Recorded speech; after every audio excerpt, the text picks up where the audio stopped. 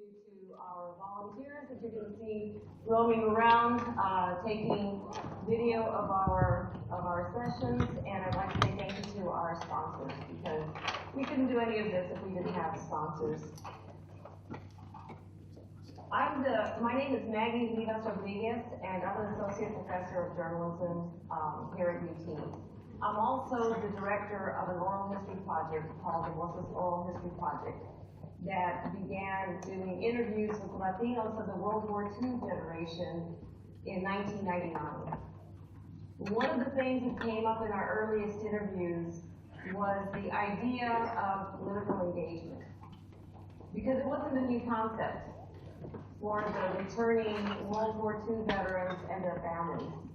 Latinos have been involved in various ways in political engagement for generations and generations before that. But since then, we started a new collection on Latino political engagement, and we've been able to get new stories that have not been brought to light. So the purpose of this conference is to bring to light some of those historic stories, but also to shed light on what's going on today. So this conference is built around a combination of scholarly academic papers and research, but also roundtables with the men and women who have lived the experience. And we're really delighted that everyone could be with us. Today, it's my great honor to introduce to you our keynote speaker, Viva Martinez. I think everybody in this room knows who Viva Martinez is. So I'm not going to go through her bio, except to say that she is the former president and general counsel of Malta. And as such, she made tremendous contributions to the Latino community. Most recently, she was ambassador to Argentina. But I came across Vilma, and I've known about Vilma for forever, it seems like. But I was doing a chapter in a book that is for sale. I'm not plugging it, but if you want to buy it, it's for sale.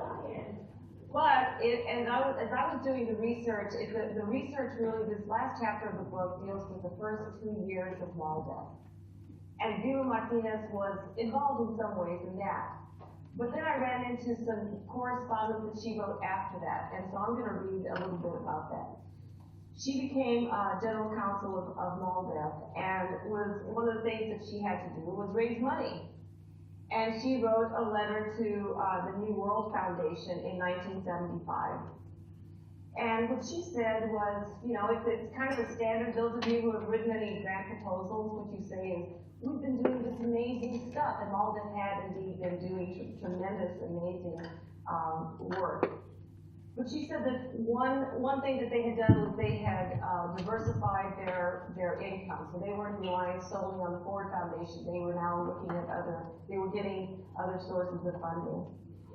She said Malta has assumed a leadership position as experts in several subjects, including the recent passage of the House Voting Rights Act in 1975, which is heralded, I'm quoting now, which is heralded as an important piece of civil rights litigation, extending to the Spanish-speaking minority in various parts of the Southwest, the same privileges of political access which Southern blacks fought to gain for themselves in the mid-1960s. She was asking for funding to create a community education and community activation program, focusing on 4 issues: bilingual education, political process and voting rights, census and other types of data collection, and areas that might involve government federal funding. It would entail providing information, training, and sharing of resources with community groups in a way to create a sufficient level of sophistication, a sufficient level of information and analytical ability so that Chicano community groups can earn for themselves their due place in the struggle for civil liberties and civil rights. And then this is a direct quote.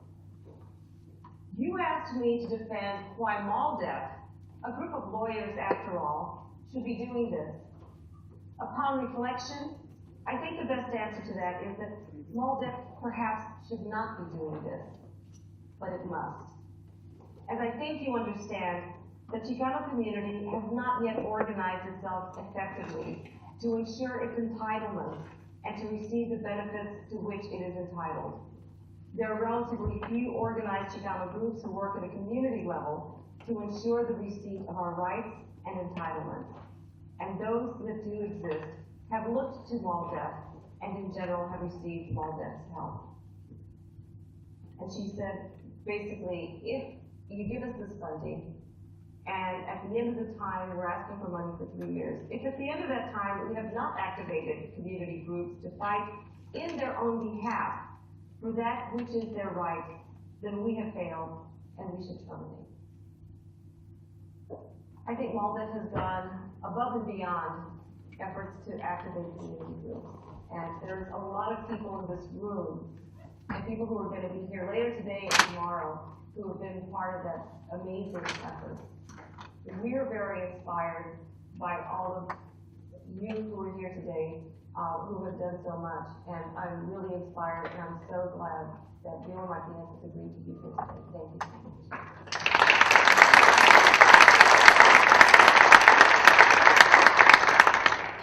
Thank you so much for this invitation, and warm congratulations to the organizers of the Latinos, the Voting Rights Act, and Political Engagement Conference.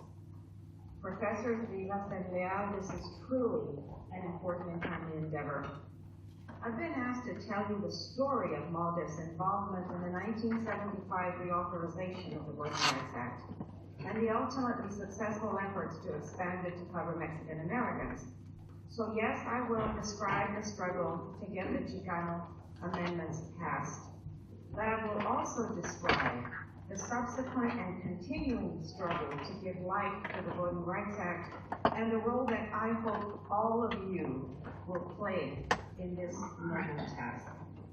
In the fall of 1973, 6 years after my graduation from law school and 5 years after MALDEF was founded, I was elected president and general counsel of MALDEF, succeeding Mario Valero in that post.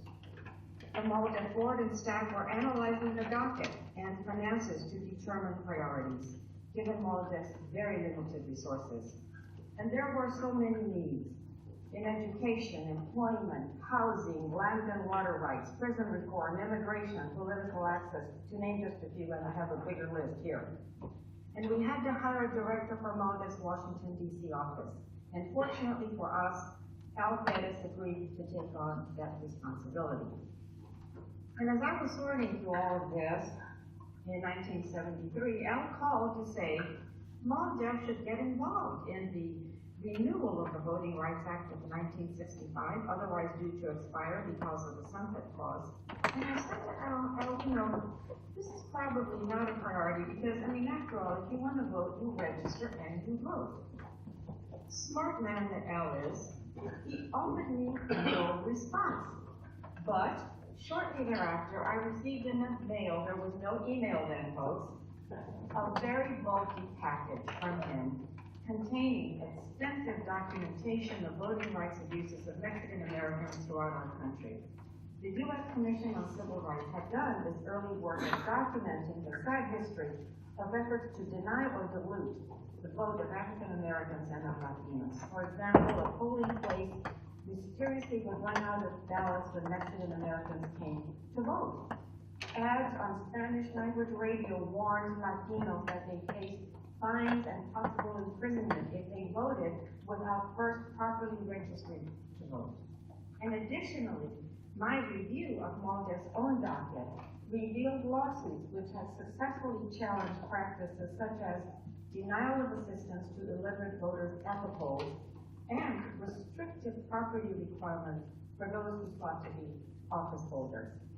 So thus began MALDEF's journey to expand the Voting Rights Act to cover Mexican Americans, even as opposition to its extension intensified. Fortunately, although I don't have access to MALDEF's records because they're in an archive at Stanford, I was able to find copies of MALDEF's annual reports for some of these years. But for the rest, I'm relying on memory, so let's hope it's still good. In MALDEF's annual report for 1975, this is what I said in the President's letter. The Voting Rights Act, originally enacted in 1965, was designed to increase the registration and voting participation of Black Americans in the South.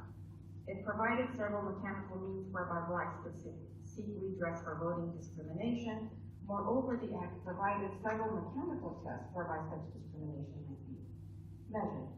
Father Theodore Hesburgh, known to many of you here in this audience, has called it the most effective piece of civil rights legislation ever passed. It is credited with registering over 1 million new black voters and increasing the number of black elected officials in the South from less than 100 to more than 1,000. During these years, Chicanos have suffered no less than blacks in voting discrimination and resultant paucity of elected officials. We comprise fewer than 2% of such officials in California and about 6% in Texas, although we constitute more than 18% of the population of the state. Thus, when Congress began consideration of extension of the Act, many Chicano organizations sought to make this legislation available to Mexican Americans as well. I am particularly proud of the fact that this expansion in coverage may have resulted in large part from the ability of Malden to marshal, at the request of our elected representatives, the critical facts and legal arguments which compelled inclusion of protection of Chicano voters. Now that the Act is law, the challenge for Malden is obvious. And I'm ending this quote, because now I'm going to talk about that. First, I'm going to take you behind the scene a bit to give you my best recollection of the bits and pieces behind the successful efforts to expand the Act, and then the work which followed to secure its enforcement. The role of Alvarez in putting this on Malden's front burner, of Tom Reston, then a young lawyer with Hogan and Hartman, cannot be overestimated. Because these two, with their knowledge of the ways of Washington and access to information and people in Washington, D.C. and in the Southwest, provided an absolutely invaluable platform from which this work was done. In doing our homework, we found allies to document voting rights abuses and develop testimony, and most notably for the Southwest Voter Registration Education Project, then recently formed by the absolutely indomitable Willie Velasquez. Interestingly, some civil rights leaders of that time were not behind our efforts, and they lobbied the Leadership Conference on Civil Rights not to support us, arguing that the so-called Chicano amendments would subject the Voting Rights Act to a new constitutional challenge which it might not survive. These efforts were led by the very powerful Clarence Mitchell, then head of the D.C. office of the NAACP. I was invited to a meeting of the Leadership Conference on Civil Rights to plead Malden's case. And I argued, as a lawyer trained at the NAACP Legal Defense Fund, that this should not be a problem because of the severability provision of the Act. I was not successful in securing the support of the Leadership Conference on Civil Rights. However, coming out of that, Malden did gather the support of very influential labor leader Joe Rao, and the Japanese American Citizens League came out in support of the Chicano amendments. Another civil rights leader, not in our corner, was the congressman from San Jose, Don Edwards, a strong civil rights champion of the 1964 Civil Rights Act and the 1965 Voting Rights Act. Malden argued to him and his staff the merits of our efforts. The American GI Forum San Jose chapter made the same arguments to him. And I think in large part because of that, in the end, Don Edwards did support these amendments. And very important, and most importantly, so did the Congressional Black Caucus. That was a coup, that was a turning point. One other thing I want to point out is that Malden already by this time had litigated important political access cases. For example, White v. Register. That case held that the at-large districts in Dallas and Dare County, which includes San Antonio, as you know, violated the 14th Amendment guarantee of equal protection and mandated single-member districts for these counties. You will hear later at this conference from George Corbel, who worked on that case, and he was a lawyer in Malden, San Antonio trials. Okay, fast forward, 1975, we got the expansion of the Voting Rights Act. But we quickly discovered that winning this issue in the halls of Congress was very simply the beginning. Soon after, Joaquin Avila, who became my successor as President General Counsel of Malden in 1982, moved to San Antonio to direct Malden's San Antonio office and political access work nationally. So, as I said, I went back to look at Malden's annual report between 75 and 88, and I found brief descriptions of the work on political access and voting rights. And I hope I don't bore you to death, but I do want to share some of these highlights because they're very inspiring. So the 1975 annual report begins to describe the work that needed to take place to implement that law. So there was work at the Department of Justice to identify those proposed election law changes that would result in discrimination against Chicano voters. There was work that required us to monitor jurisdictions subject to the Voting Rights Act to make sure they were pre-clearing the election law changes at the Department of Justice. And there were lawsuits to enforce the Act's pre-clearance provisions in Texas and New Mexico. The work with the Southwest Voter Project continued throughout this entire period of time that I will now be discussing. The 1977 report describes Joaquin Avila's work attacking at-large election districts in Texas, California, Arizona, and Washington State. It describes the work of Malden with the Southwest Voter Project at analyzing and responding to proposed election law changes submitted to DOJ. And the litigation victories that are described in that report in 77, I think also are interesting. So one of them is a case called Flowers v. Wild. It says the Department of Justice struck down a Texas statute requiring voters to re-register to remain eligible to vote. Another lawsuit, La Raza Unida Party v. White, prevented Texas state legislature's attempt to exclude Chicano political parties from receiving state funding needed to run in the primary election. And then a third victory, Silva versus Fitch, Malden successfully challenged Frio County's reapportionment plan.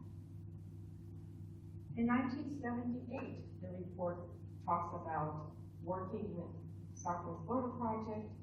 The two began a campaign to gain Chicano representation on Texas County Commissioners' support. And using the solid research of the Voter Project, precinct lines in close to 40 Texas counties were studied and action taken to wipe out inequities. The Department of Justice was made aware of purges, wiping voter rolls clean at frequent intervals in Arizona, and there was work in Colorado and New Mexico as well.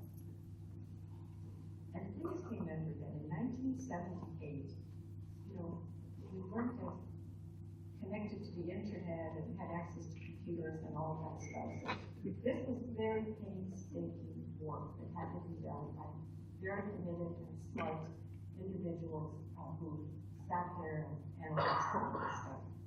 In 1979, they talked about lawsuits, negotiations, and other action in 6 Texas counties, joined forces with the Voter Project and CRLA, California Rural Legal Assistance, to devise redistricting plans which can improve Chicano political access in Texas and California. And we started to gear up for the 1980 census. And what had become increasingly clear was the need for more than lawsuits and legal work. The engagement, knowledge, and expertise of lawyers, professors, community organizers, and analysts working together was crucial to enforcement of the Act. So, before 1980, a new joint venture was formed blending this legal know-how voter outreach and for the first time computers in the fight for equal justice. So Maldiv worked with CRLA California, with TRLA, the Texas Rural Legal Assistance, and the Southwest Border Project in Texas. And as I said, we were preparing for the census work, and I was just talking to Charlie Smiley here, and she was reminding me about SEEK. Okay, SEEK is the Community Education and Activation Program which Maldiv had started. And this was an effort because we recognized that as lawyers, we could win a lawsuit, but you know what? It didn't mean people were able to get right to exercise those rights. So we needed to explain to the community that if the Census Bureau doesn't knock on your door, you should go to the Census Bureau and get counted because it really matters. So that was the goal of SEEK. Maldiv had sued the Census Bureau for an undercount, lost the lawsuit, but the Census Bureau put together a Census Advisory Committee. And I got to serve on it for many years, including as chairman of that advisory committee. And one of the things that we did accomplish was that for the first time ever, we succeeded in getting the Spanish origin question on the form that goes to 100% of households. Before that, we were counted on, what it's called, it was not the 100% form. And that becomes very important because it provides the foundation for doing the analysis on all of the reapportionments that came later. Maldiv reports in the 1980 report that it also was training lawyers and preparing manuals on handling voting rights lawsuits. So it's no longer just Maldiv attorneys doing this work. The 1981 report talks about Maldiv's voting rights project based in San Antonio, drafted redistricting plans for California, Colorado, Texas, and Chicago. And again, in Texas, we worked with TRLA because they had computers and the Southwest Border Project for reapportionment.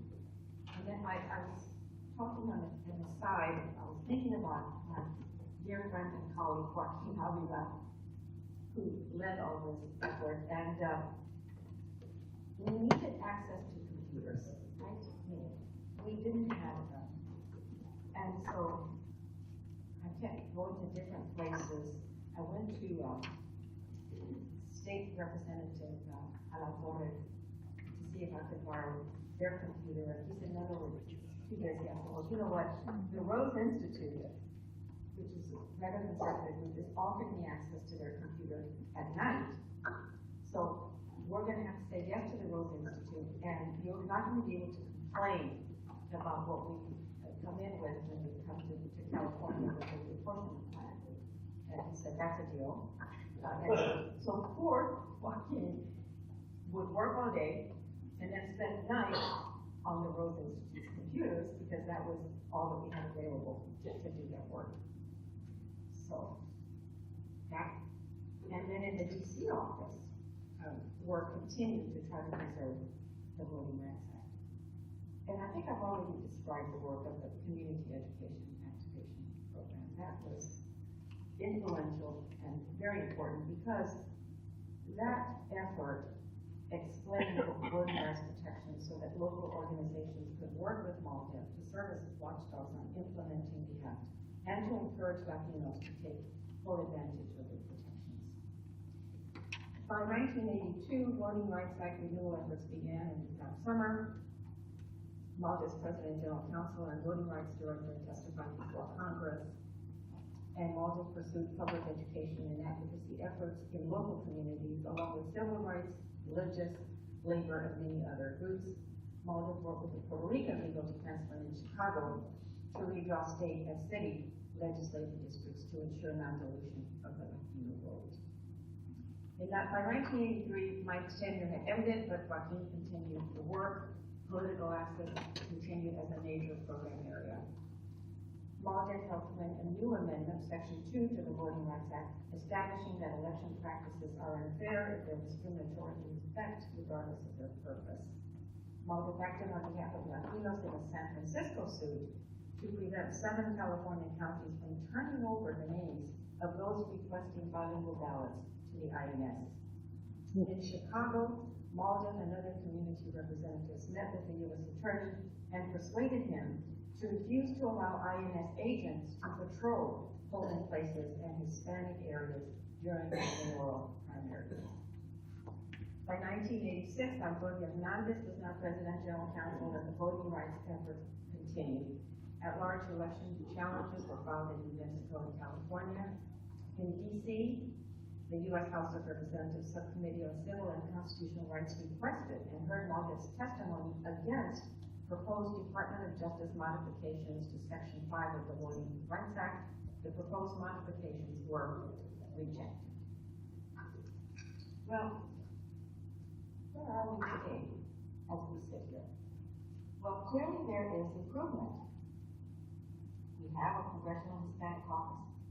In California, where I now reside, the Speaker, Head of the Assembly, the Head of the Senate are both Latinos. But many continuing challenges remain. And what I see are new variations on the theme of diluting and discouraging the Latino and minority vote. As Nina Perales, Malden's current Vice President of Litigation and Director of its Political Access Project, noted at her presentation at the University of Chicago Law School on the occasion of the 50th anniversary of the Civil Rights Act, she said, "Today, some states continue to devise new election laws that interfere with voting and registration." She cited examples such as the so-called non-citizen purges of voter rolls in Florida and Colorado, and the onerous voter ID requirements in Arizona. Malden's current President and General Counsel, the brilliant Tom Sines, has brought to my attention the work Malden is doing with 9 other organizations in what they call the Post-Shelby Litigation Project. No doubt many of you are familiar with and are engaged in the work of the Advancement Project, the ACLU, the Asian American Legal Defense Fund, the Brennan Center for Justice, Latino Justice Pro, the Lawyers Committee, Malden, NAACP Legal Defense Fund, NARC, and the Southern Coalition for Social Justice. I want to highlight a few of the issues that they're addressing around our country today. One is North Carolina's comprehensive voter eligibility legislation, which, among other things, eliminates same-day registration, cuts early voting by a week, contains strict voter identification requirements, expands the number of poll observers, and the ability to challenge voter eligibility. We're working on at-large voting challenges in South Carolina and Louisiana. They're working on the restrictions on and failure to provide language assistance to voters in Texas, Alaska, and Florida. And they're working on new voter ID laws in Virginia, Arkansas, Mississippi, Texas, Alabama, Nevada, Kansas, Wisconsin, North Dakota, and Pennsylvania. Again, to quote Nina Perales, she said, "We have not seen the end of these measures. According to the U.S. Census, the Latino population grew by over 15 million from 2000 to 2010 and accounted for more than half of the nation's total growth. Over the same decade, the number of Latino eligible voters increased from 13 million to 21 million. In the midst of this demographic change, we will continue to see new practices targeting voters at various points in the election process, including registration and voting at the polls. As we look back and celebrate the progress we have made since the 1964 Civil Rights Act, I encourage you to look forward. Think about the act as a practical tool that we can use today to eliminate discrimination, and think about what you can do as lawyers to help achieve an even more just society. In closing, I remind you that today there are more than 57 million Latinos in the United States, making up 18% of our population. But, and this is a very big but, low voter turnout weakens the power of the Latino vote. I urge you to redouble your efforts to strike down discriminatory practices and to encourage and secure stronger voter registration and voter turnout. It is absolutely essential. As President Obama said in his second inaugural address, our journey is not complete until no citizen is forced to wait for hours to exercise the right to vote. You and I, as citizens, have the power to set this country's course. You and I, as citizens, have the obligation to shape the debate of our time, not only with the votes we cast, but with the voices we lift in defense of our most ancient values and enduring ideals. I have no doubt that you in this audience are equal to the task